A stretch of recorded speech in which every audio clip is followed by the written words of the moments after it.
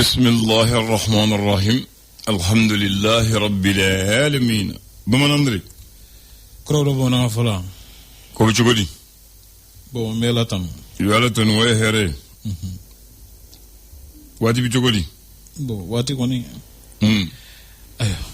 ايوه ناني مي دومنو بيادو يا بلاي فنيجي كوين غروري اسا جمانو بتشغودي جمانو كوني كما غاغلا سا بلاي اكما غاغلا الله اكبر sabula warani ngala njuli golotika todo ma do finena ni dado jemana Allah akbar ni kuma bisa yele ma chugo bela sisa ko ma jamana baka gele akagele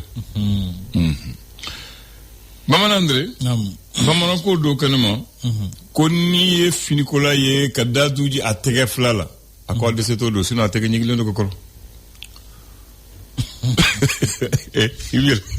ibira kadaji tu ategela ko fini ko la kadaji tu ategela ko de se todo sino atege nyigile ndo ko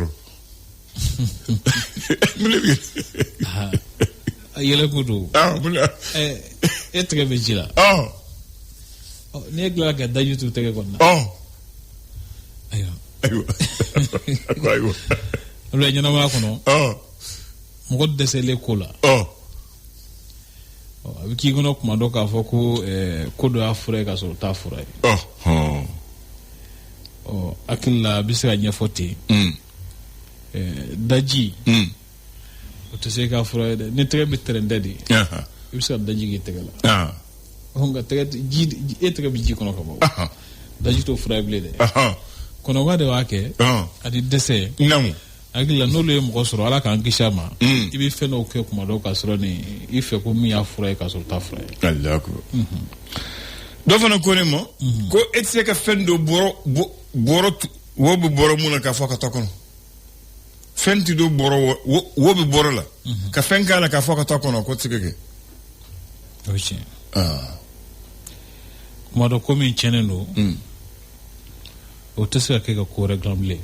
Allahu boro chana ka bawo ni ki ko re bara mako nyano yi sisan able tise mako re bi se nyano yi zanga fengon se marana ye bi o tise ga fen ko re glamble nam ni femu chena ka bable kuma do chena nga ni ya nyini ka fo bi ko fen bi la ka mako re nyano yi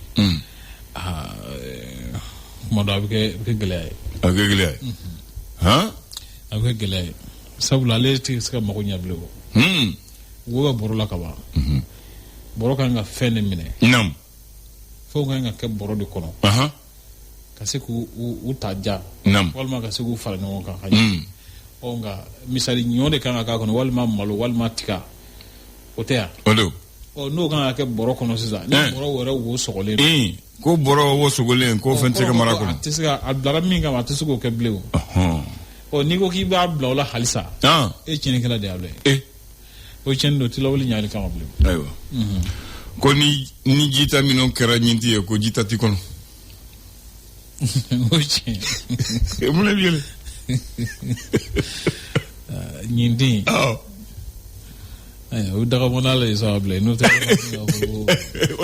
o daga monala yo me ke to ko mo dala du aywa ka yira mɔgɔ la ka fi ka ko dɔ kɛ abilɛ k'a sɔrɔ a kelen ko t'i kɔnɔ a ɲɛli ko t'i kɔnɔ n'a kila a bɛ se ka faamu ten o de fɔra dɛ musokɔrɔba dɔ de fɔ na ko ni jita sera ɲinti ma ko jita t'i kɔnɔ a t'i kɔnɔ o sabula a ɲɛli ko tɛ a kɛli ko t'e kɔnɔ e bɛ fɛ k'a yira mɔgɔ la ka fi bɛ fɛ k'a kɛ nka a kan ka kɛ cogo min na e b'o dɔn mais e t'o kɛ dɛ a tɛ se ka kɛ cogo min na i bɛna n'o fɛɛrɛ de ye o kɔni k'a yira mɔgɔw la k'a fɔ n bɛ fɛ k'a kɛ k'a sɔrɔ a kɛli ko t'i kɔnɔ sinon ɲinti kɔni tɛ jita ayi o tɛ jita la yen ɲɛnɛmaya kɔnɔ a bɛ ten a bila yen tuma dɔw an b'an yɛrɛ kɛ ko dɔw kɛla ye ka fɛn dɔ yira mɔgɔw la k'a fɔ k'an bɛ fɛ k'a kɛ k'a sɔrɔ i dusukun yɛrɛ la ni ala cɛla i b'a dɔn k'a fɔ k'a kɛli ko t'i kɔnɔ bisimila ale bi ye mars kalo tile 4 ye san 2026 arabadon don jate filanan ye sunkalo tile 15 ye sika foyi t'o la o jate ka ɲi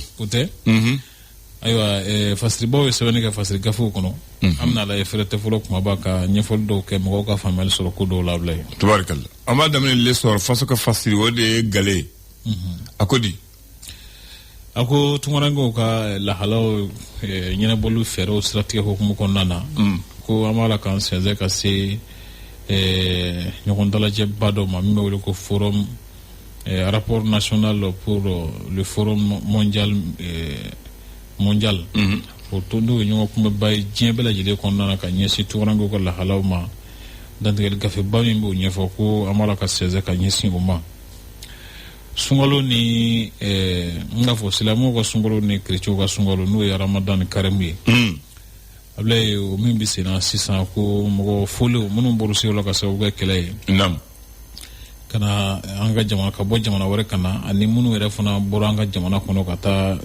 sigida do la ta sigida wore la les déplacés et les réfugiés voilà oh lu kono ko lu be ala ko ani chukunda ni nyanche able iba yifuna ka foko anga admade ni soro yakwali hukumu konnana oku intelligence artificielle no ezwana machine barake fere kura doy mimbi mo hakli deme ka hakli jagabola nam able ko malibski jigida ukan senandula ci siraka nam Ligue 1 ngana ko kene baye nam ko juluba koni ye akaseba sinzi o memi talike stadmane bon ko la ko ale sekna ka isinda greka ayo nouvelle horizon ko di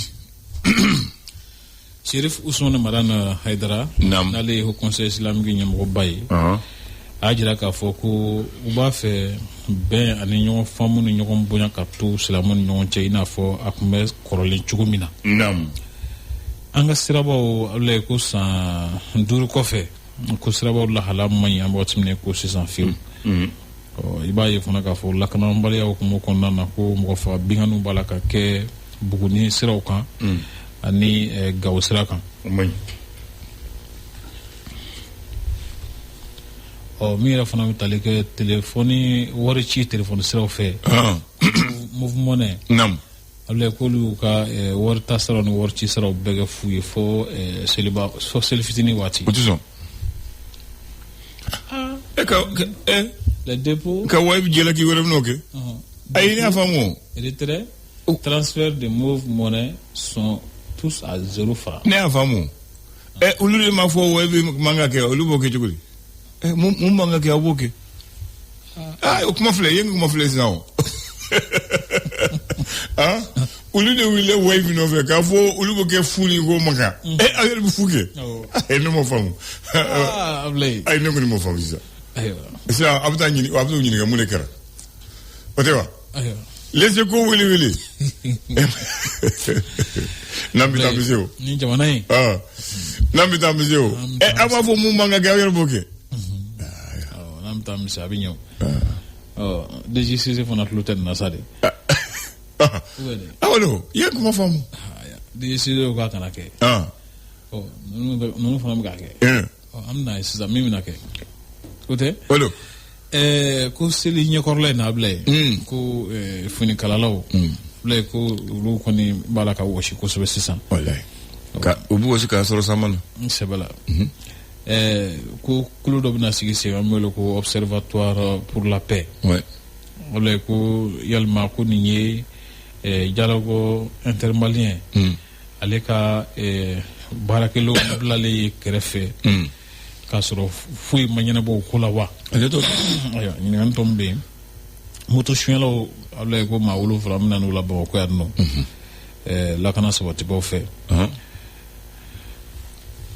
l'indépendant ale go kalo chama temene ko fe fonyo ko ni nyogon buruja la bolo sero kan o ko islam dina nyamgo be na fole na ka marfa bla e jige muga able mi refa nam talike pimal la ko se fa wari mi la wulon fla ko clara mo kon nyongo che munun karske farachi milliards wula non yo wori ja no yo wori e be wuli tay wori takasi kitala de na fori ke tabne aje wuli wori je wori ke mal ko de ka wori jago ke wuli tay chena titi malata voilà wuli tay wori jago direct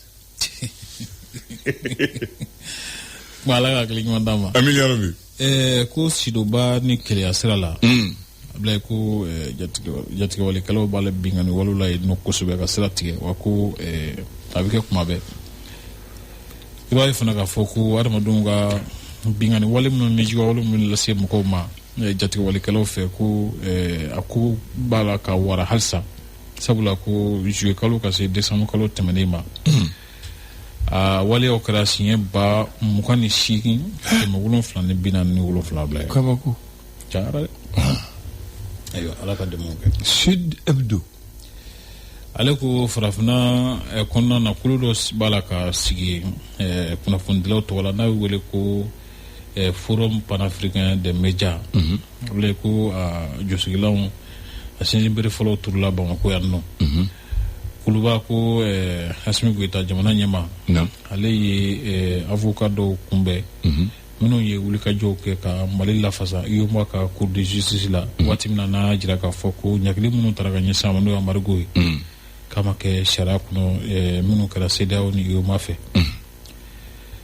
Wagadugu ko AES ka san 2 sɔrɔ hukumu kɔnɔna na ko tɔnsigiba bɛ labɛnw na yen nɔ mara wajekulu nyamko kale so do kurmo kare kulukuru o ka nyesi anga ladala nyamko ma ablay le soir de Bamako ko Bamako wula o ko ka sabu ke fonyo go chali o conseil islamu nyamko ba Sheriff Ousmane Malari Haidara ali wele blaka fo bengando ka sigi singa bato ko konnana min bi bɛɛ fara ɲɔgɔn kan bɛɛ bi yɛrɛ min kɔnɔ n'o wele ko pacte de foi pour l'unité l'américain jamana lasigiden min bɛ Mali kɔnɔ ale ni marabagajɛkulu ɲɛmɔgɔ ɲɔgɔn ye a sen fɛ ɲagili minnu tun b'a la ka ta ka ɲɛsin an ka kɛlɛ ɲɛmɔgɔ dɔw ma o ɲagili wulili hukumu kɔnɔna na Abdoulaye Maga y'a jira k'a fɔ ko nin ye taamasiyɛn ɲumanba ye an ka jɛɲɔgɔnya baaraw la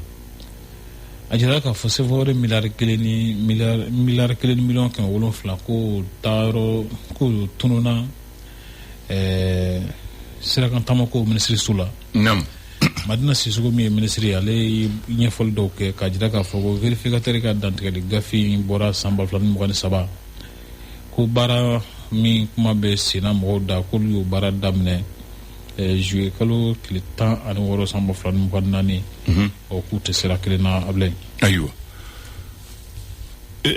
Express de Bamako en bas kunceno ye ale y'a sɛbɛntiya k'a fɔ ko athlétisme ɲɛmɔgɔyaso la Ablaye ko yalima ko directeur national des sports ko a bɛ fɛ k'i tajuru sara a ɲɛmɔgɔw la wa tajuru sara man ɲi dɛ ɲininkali tɔ min bɛ yen min bɛ tali kɛ kuranko gɛlɛn hukumu kɔnɔna na ko ka kuran di sinsin gasoil kan ko yalima ko jɔn de bɛ tɔnɔ sɔrɔ o ko in na de ayiwa ɲininkali tɔ min bɛ yen o kɔfɛ i b'a ye k'a fɔ kanam la Ablaye ko ɲɛmɔgɔba n'o ye général Boubacar Damele ale ye taama dɔ kɛ ka taa baara yɔrɔ lajɛ ka dɔn baara b'a la ka kɛ cogo di walasa k'a to gɛlɛya kana bali ka cun a kan baara yɔrɔ la Ablaye i sɔgɔmandina kunnafoni tele kuma bɔ Bamanan Andre e tɔgɔ ye Andre ne tɔgɔ Ablaye fɔlɔfɔlɔ laadala ko la comme on dit les traditions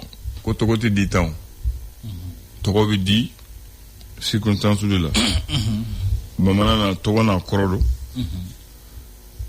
maa fɔlɔ mun nana maa fila mun nana ani gɛlɛya mun kɛra denko la denko cɛko musoko donc Bamanan tun tɛ tɔgɔ di fɔlɔfɔlɔ mais sisan i bɛ tɔgɔ bɛɛ sɔrɔ Bamanan fɛ mais tɔgɔ n b'a fɛ ka tɔgɔ 10 d'i ma Bamanankan na ni hakili b'u la parce que Bamanan fɛ ka laadala tɔgɔ bɛ sisan tɔgɔ bɛ sisan an bɛ tɔgɔ da k'a fɔ sisan karisa ye waritigi ye setigi ye an bɛ nata mais fɔlɔfɔlɔ tɔgɔ tɛ dan o kan ko tɔgɔ bɛ dan lahaliya la taabolo la siya la voilà parce que Bamananw fɛ olu ka denkɛ fɔlɔ o ye n ci ko ni n ci mɛn dɔrɔn o ye Bamananw ka denkɛ fɔlɔ hali a ma se fɔlɔ cɛman fɔlɔ ko n'i taara Bamanan kunda n'i ye denkɛ mun sɔrɔ tɔgɔ ye Zan ye o ko kana sigi o ko ye den filanan de ko n'i ye Ngolo ye o ye sabanan ye ko ni en pied o ye nanna ko ni en choye ko ye duruna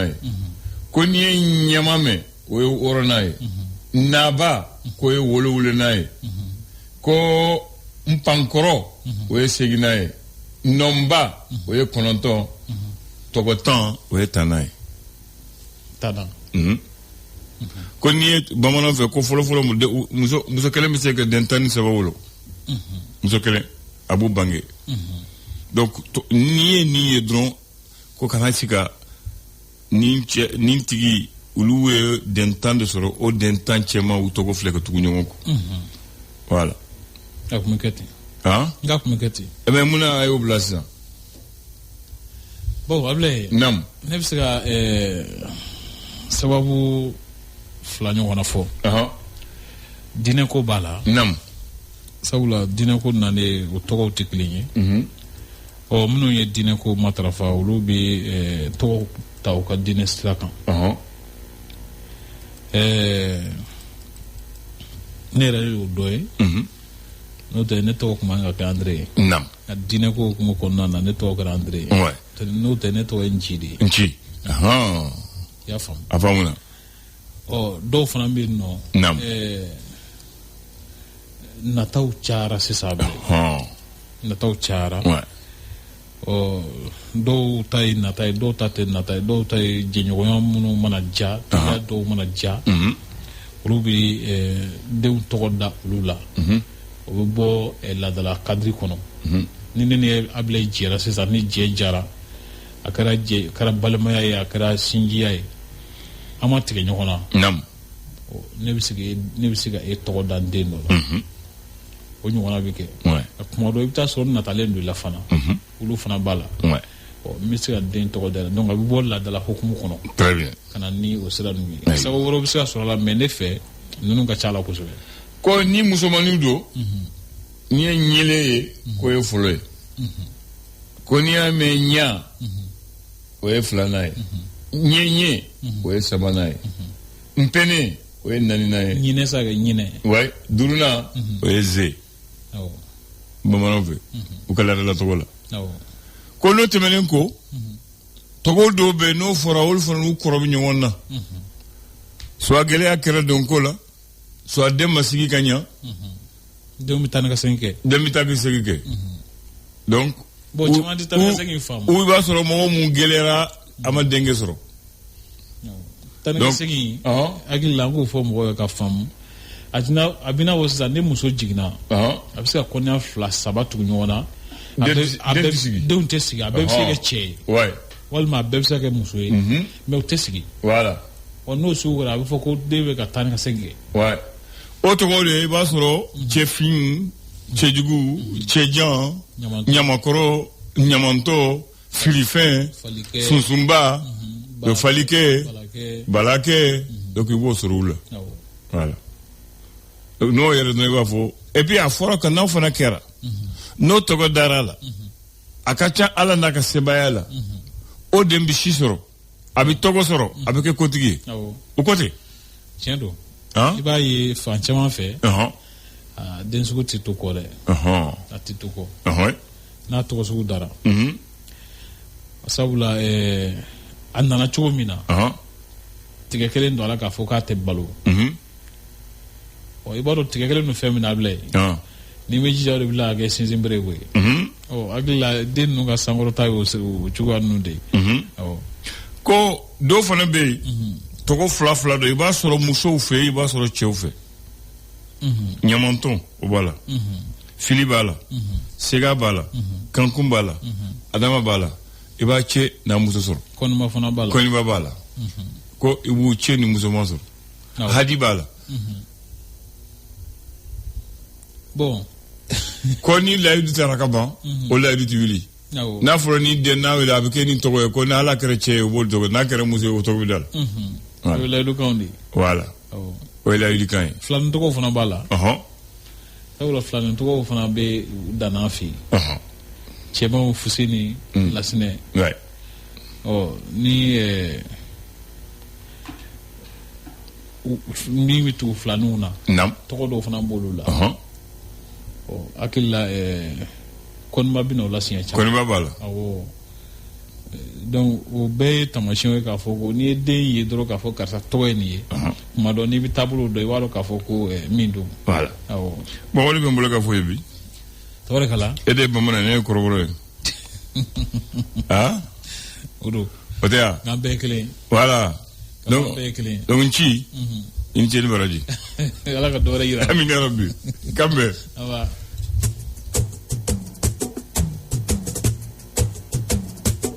ɲinan sunkalo san 2026 ni mega win ye kalan kɛ i ka sɔrɔ kɛ dɔ fara i ka dɔnniyataw ka don o don ani k'i garisɛgɛ sifilɛ cogo min i bɛ se ka kɛ dɔgɔkun mɔgɔ 3 fɔlɔ sugandilenw cɛ la walasa ka se ka 70,000 sɔrɔ fo ka taa kɛ kalo garisɛgɛ dumantigi ye n'o bɛ miliyɔn 2 sɔrɔ. i dan ye dɔrɔn ka win ci SMS la 7 7 4 4 5 dɔrɔmɛ 20 tile kɔnɔ walasa ka ni kura fiyɛ i ka ɲinan san baara bolodalenw na n'i ka jeu kɛta cayara o bɛ dɔ fara i garisɛgɛ kan. Orange aw kɛrɛfɛ. A bɛɛ bɛ daminɛ yan Mali la an ka usine bɛ siman dilan anw fɛ yan n'a bɛ kɛ ni diɲɛ seleke naani diɲɛ laban minɛkuraw ye min n'a faamuyalen don anw fɛ. CMM ale bɛ siman dilan waasa ka se k'anw ka haminanko bɛɛ lajɛlen ta an ka santiw kɔnɔ. Dɔw ka baara fanga ka bon a fanba ye béton armé ye. Sow ani baara caman bɛ minnu na olu siman sugandili bɛ kɛ ni wolomali de a kolo ka gɛlɛn a bɛ fɛn caman kun min n'a lakanalen don kudayi. CEM2 42.5 siman in a bɛ labaara fɛn caman na a bɛ baara daw la ani a kɛcogo ɲuman yira santiw kɔnɔ. CEM1 42.5 kolo gɛlɛya dan a dilannen don santiw kama i n'a fɔ sangaso a bɛ ɲɔgɔn minɛ ka ɲa a pɛrɛn-pɛrɛn man di wa n'a bɛ mɛn a bɛ fanga sɔrɔ ka taa fɛ. Ni siman kɛrɛnkɛrɛnnen 2 ye CMMSA a y'a ka ɲɛmaaya yira wa k'a ka cɛsiri kɔfɔ Made in Mali hukumu kɔnɔna la ani a tilara ka siman dilan min bɛ danfara yira an ka siniɲɛsigiw baara la n'o bɛ kɛ ka bɛn ni an ka santier belebelebaw ye Mali kɔnɔ. Diɲɛ dilanfɛnw la ŋana dilannen don Mali la. Siman an ka baara. Le flash. Le flash d'information avec la rédaction de Clédou Info.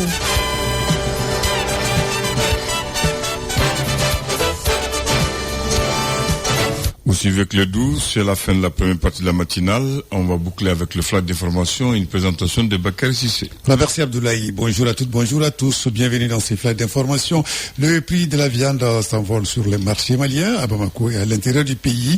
Il passe désormais du simple au double. À plusieurs endroits, les kilogrammes de viande avec os est ainsi cédé à 3 400 et la viande sans os à 4 000 francs CFA.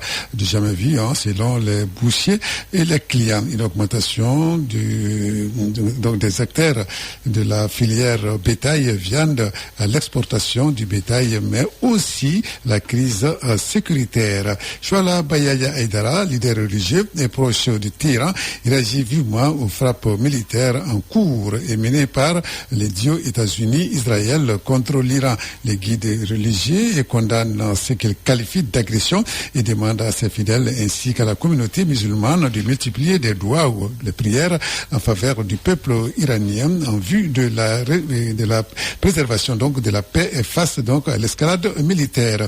Le Premier ministre sénégalais Ousmane Sonko s'est déclaré prêt à retirer son parti du gouvernement et à revenir dans l'opposition si le président Bassirou Diomaye Faye a s'écarte donc de sa vision depuis donc des violences dans les universités et des négociations avec les fonds monétaires internationaux. Les tensions sont vives et les rumeurs font état d'une lutte de pouvoir entre les deux collègues du parti au pouvoir PASTEF. Nous allons parler sport, football, le 12e journée, match en retard. C'est cet après-midi au stade Mamadou Konaté, au stade de Ouezin et Koulibaly. Au stade Mamadou Konaté, le Djoliba Athletic Club de Bamako affronte les leaders du championnat, l'AS Hilal de Bamako. C'est à 16h dans les mêmes temps. Le stade de Malien de Bamako sera opposé au Binga FC au stade de Ouezin Koulibaly. Voilà, c'est tout Abdoulaye pour ces flashs flash d'information. Merci de l'avoir suivi. Et retrouvez la rédaction dans moins d'une heure pour d'autres informations. C'est noté. Alors, 10 heures précisément. Mais tout à l'heure, c'est la page pub. Ensuite, c'est Mariam Sangaré, Tom Dollar qu'on va retrouver pour l'animation musicale dans l'émission Nioro. À la technique, c'est Fatou Fall. Bonne écoute radiophonique. Ni comment tu redonnes? Ambi de Kasola, ambi bon, ambi mne. Ça veut dire le mot communautaire, Bakary. Des propos communatoires. J'espère que maintenant les gens ont bien compris. Voici la pensée de ce matin. On dit l'amitié gère les affinités, l'amour concilie les différences. C'est de Amadou Hampateba. Il dit l'amitié c'est gérer les affinités. Il dit l'amour c'est concilier les différences. Voilà. Il faut m'expliquer ça, Bamara.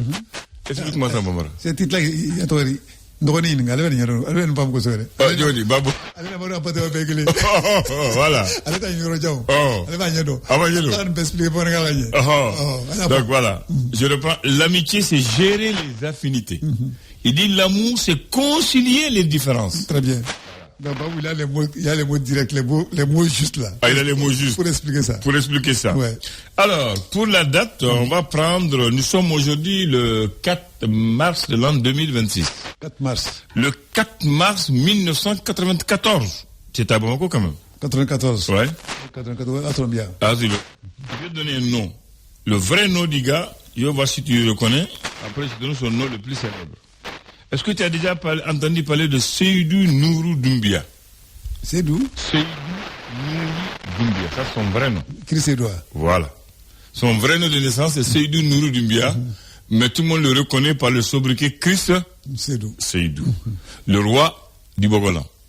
C'est un célèbre couturier malien et africain Bakary. Alors Seydou, Chris Seydou, son nom d'artiste et de tailleur de styliste. De son vrai nom de naissance, Akati Seydou Nourou Doumbia, il est né le 18 mai 1949 à Kati et il est décédé le 4 mars 1994, toujours à Bamako, à Kati chez lui. Une petite ville, mais qui est devenue une grande ville maintenant, Kati. En 1949, c'était une petite ville, maintenant c'est une grande ville, qui est située à quelques 15 km de la capitale. Aujourd'hui, c'est le siège du haut lieu de la présidence, parce que c'est là-bas que le président loge. Bon. Voilà, oui, le président Assimi loge, le ministre de la Défense loge. Ah bon? Ah oui, donc tu comprends l'importance de cette ville maintenant. On dit sa mère possédait des exemplaires des magazines de mode européens qui impressionnaient le jeune Seydou. Il était fasciné par les photos des femmes élégantes dans de beaux vêtements. Il a quitté l'école pour poursuivre son intérêt pour la mode à 15 ans. En 1965, sa famille l'a mis en apprentissage chez un tailleur à Kati. En 1968, Seydou s'installe à Ouagadougou, au Burkina Faso actuel, Haute-Volta à l'époque, Bakary. Et l'année suivante, il commence sa carrière professionnelle en adoptant le nom de Chris Seydou en hommage à Christian Dior. C'est un grand couturier français, dont le travail a eu une grande influence pour son développement précoce dans le cadre de la création. Tu comprends, Bakary? Voilà. Alors, Seydou, afin de conserver une partie du nom que sa famille lui a donné, il a gardé Seydou, mais il a pris Chris pour son idole qui est Christian Dior, qui est un grand couturier à l'époque, Bakary. Sa référence. Et c'est son côté professionnel combinant les influences européennes et africaines qui font de lui l'une des plus grandes figures africaines de la mode. Seydou a connu un grand succès dans sa ville, en Côte d'Ivoire, au Burkina et en France, Bakary. Il crée des vêtements avec des tissus traditionnels et particulièrement le bogolan. En 1972, il part à Paris en France, capitale de la mode. Il va organiser la Fédération africaine de prêt-à-porter, une association de stylistes africains. Ensuite, il fait partie des 3 fondateurs de la Fédération internationale de la mode africaine. Alors, il rentre dans des grands Bakary avec des grands créateurs. Il rentre avec les grands créateurs du monde. En contact avec eux? Oui. Il décide de retourner en Afrique, et particulièrement en Côte d'Ivoire. Il affite ses armes qui était la capitale africaine de l'habillement à l'époque. Et en 1990, il décide de revenir à Bamako dans son pays natal et s'installer et créer sa mode et sa signature qu'on appelle Chris Seydou. Sa spécialité était le Bogolan Bakary. Donc, le bogola était un textile de coton traditionnellement fabriqué pour des fonctions rituelles dans des zones rurales du Mali. Mais Seydou l'a sorti de son côté traditionnel pour l'amener à un côté moderne avec des coupes, des modèles connus, vendus à travers le monde, appréciés. Et le bogola est devenu la marque du Mali grâce à Chris Seydou. Chris Seydou a fait un travail extraordinaire avec le bogola. Il fut reconnu comme l'un des meilleurs créateurs africains avec Alpha Di et Patéo du Burkina Faso. Ouais. Malheureusement, il est tombé malade et la maladie a eu raison de lui. Le 4 mars 1994, il dépose les ciseaux et il retourne à la terre des ancêtres. Ouais, qu'est-ce que ça fait rire?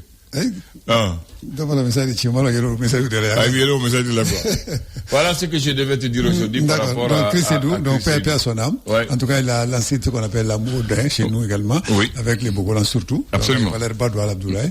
Maintenant, on n'a pas su vraiment pérenniser ça. Continuer son nom Kungera. Ça va se rendre à Yéchouerala. Comme il dit, on a doublé, on a mouillé de Baraguldo. Voilà, ni Chris Seydou nous a Barakundu, na Balakosebe. Doro Faroka. Moi, je pense que ça va se Malien, ni Malien de beaucoup de Maliens. A devenu fait. Mais malheureusement, comment c'est que Bala, il y a la en 1992. En 1992. 92 déjà. Oui, en 1992, 2 ans avant sa mort, lorsque on partait en France pour le Festival international de la francophonie à Limousin, nos costumes ont été fabriqués par Chris Seydou. Ah bon? Ah oui, nos costumes ont été fabriqués sous commande du Centre culturel français. À l'époque. Donc c'est Chris Seydou qui a fait. J'ai encore une cravate fabriquée par Chris Seydou avec sa main. Ah bon? Absolument. Ah, de la boulot là. Ah oui. Non, tous nos costumes ont été faits par Chris Seydou. Philippe peut témoigner, comme Modibo peut témoigner. Voilà. Nous, on l'a connu, on a travaillé avec lui et il venait prendre nos mesures avec des épingles. Il te prend ta mesure, il prend les épingles, il va, il dessine, il t'amène et se dit copier-coller. Ah oui, le grand. À l'époque, il était au quartier du Fleuve. Il était fort. Il était très fort. Voilà. Alors donc, avec